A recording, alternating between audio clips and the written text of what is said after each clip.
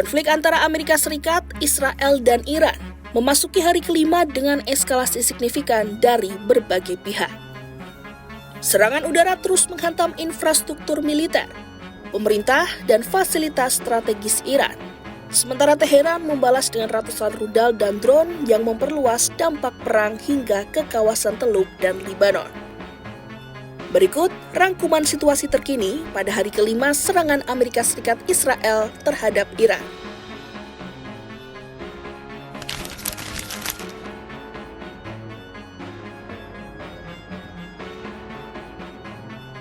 Serangan gabungan Amerika Serikat dan Israel menargetkan Teheran bagian barat. Rekaman video yang beredar menunjukkan kepulan asap tebal membumbung di atas ibu kota Iran.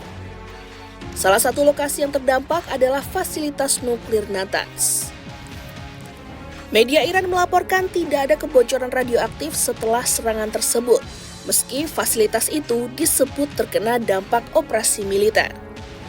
Menurut Laksamana Amerika Serikat, Brad Cooper, Iran telah meluncurkan lebih dari 500 rudal balistik dan sekitar 2.000 drone sebagai balasan atas serangan tersebut. Serangan balasan itu tidak hanya menyasar Israel, tetapi juga fasilitas diplomatik dan militer Amerika Serikat di kawasan. Jumlah korban tewas di Iran dilaporkan mendekati 800 orang setelah 4 hari pertempuran. Sementara di Lebanon, sedikitnya 50 orang dilaporkan meninggal akibat serangan lintas perbatasan. Perdana Menteri Israel Benjamin Netanyahu mengonfirmasi bahwa jet tempur Israel terus beroperasi di atas wilayah Iran dan menyatakan operasi akan dilanjutkan.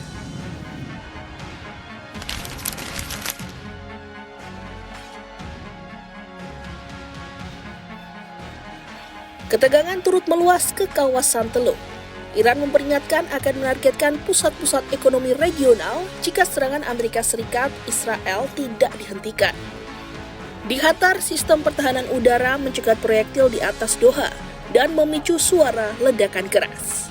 Otoritas setempat juga menangkap 10 tersangka yang diduga beroperasi untuk Korps Garda Revolusi Islam Iran atau IRGC. Di Arab Saudi, 2 drone dilaporkan menyerang kedutaan besar Amerika Serikat di Riyadh hingga menyebabkan kebakaran terbatas dan kerusakan ringan. Sementara itu, kedutaan besar Amerika Serikat di Oman menginstruksikan staf dan warga Amerika untuk berlindung di tempat yang aman menyusul situasi keamanan yang memburuk.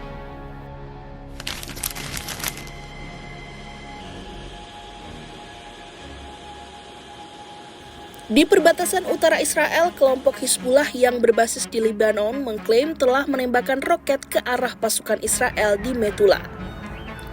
Kelompok itu juga menyatakan telah menyerang pangkalan angkatan laut di Haifa dengan rudal. Militer Israel melaporkan telah menyerang sekitar 60 target Hizbullah di Lebanon Selatan, termasuk fasilitas penyimpanan senjata, pusat komando, dan peluncur rudal. Serangan udara Israel di Lebanon menewaskan sedikitnya 50 orang dan melukai ratusan lainnya.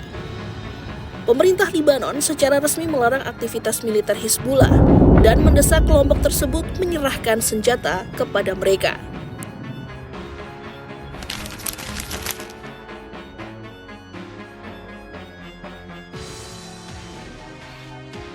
Di Washington, Presiden Donald Trump menyatakan bahwa serangan skala besar akan segera dimulai dan memperingatkan Iran akan menghadapi konsekuensi berat. Meski operasi militer terus berlangsung, Trump menegaskan bahwa perubahan rezim bukan tujuan utama. Ia menyebut kemungkinan figur dari dalam pemerintahan Iran saat ini bisa menjadi opsi kepemimpinan pasca perang. Di dalam negeri, konflik ini memicu perdebatan sengit. Partai Demokrat mempertanyakan dasar hukum dan alasan perubahan narasi pemerintah terkait serangan tersebut. Senat Amerika Serikat dijadwalkan menggelar pemungutan suara terkait Undang-Undang Kekuatan Perang untuk menguji kewenangan Presiden dalam melancarkan operasi militer. Sementara itu, korban di pihak Amerika Serikat juga bertambah.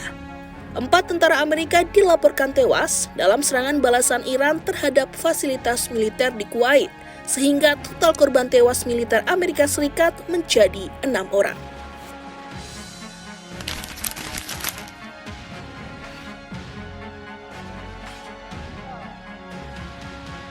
Serangan udara juga dilaporkan menyasar kelompok bersenjata pro-Iran di Irak, termasuk Kataib Hezbollah dan As-Saif al-Had.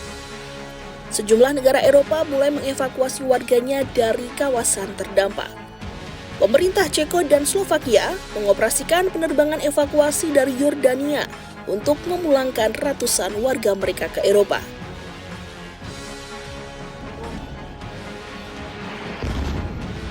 Memasuki hari kelima, konflik Amerika Serikat, Israel, dan Iran menunjukkan perluasan wilayah terdampak, peningkatan korban, serta tekanan diplomatik dan politik di berbagai negara. Situasi di kawasan Timur Tengah masih terus berkembang, dengan resiko eskalasi lebih lanjut.